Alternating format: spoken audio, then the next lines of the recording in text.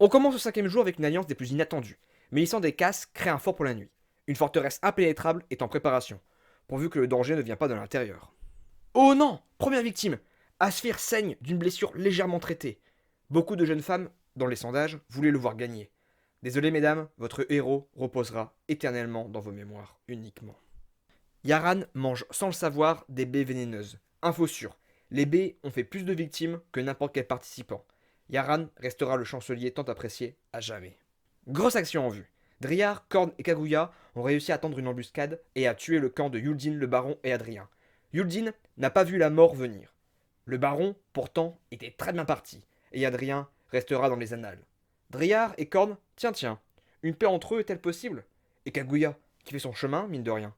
L'apparence ne fait pas tout. Avec ce groupe, ça peut faire très mal. Winida et Duriel décident de conclure un traité de paix pour passer la nuit. Nous pouvons remarquer que dans chaque groupe, un porte-mort est présent. Il est fort probable que ces derniers préparent une trahison dans chaque camp. D'ailleurs, je me demande qui possède les artefacts en ce moment même. Pike reste éveillé toute la nuit avec de l'adrénaline pure. Pour l'instant, c'est la seule personne, seule, encore vivante. Cela va être très difficile. Masutameji grimpe à un arbre pour essayer de se reposer. On savait qu'il avait l'habitude de la hauteur. Il doit se remémorer sa vie passée, seul aussi, dans les nuages. Draven s'évanouit involontairement d'épuisement. Je rappelle qu'il n'est pas mort, juste évanoui. Mais la fin est proche. Léonidas, l'araignée, Darius et le boucher dorment à tour de rôle, essayant de se protéger. Eh bien, il y a encore du monde en vie. Personne ici souhaite mettre fin à la vie de l'autre. Nous risquons d'avoir des jeux très très longs. Le boucher reste éveillé toute la nuit avec de l'adrénaline pure. Lui, c'est pour une autre raison. Il n'a pas eu son repas. Attention à ceux qui saignent. Dagnir et César se blottissent pour la chaleur et l'amour. Aïe! La reine rend fou. J'espère que dans 9 mois, nous pourrons voir des petits Dagnir et des petits César. Aster regarde les étoiles de la nuit et le ciel, et se demande si c'est réel. Eh bien non, mon petit Aster. Cela est un écran immense.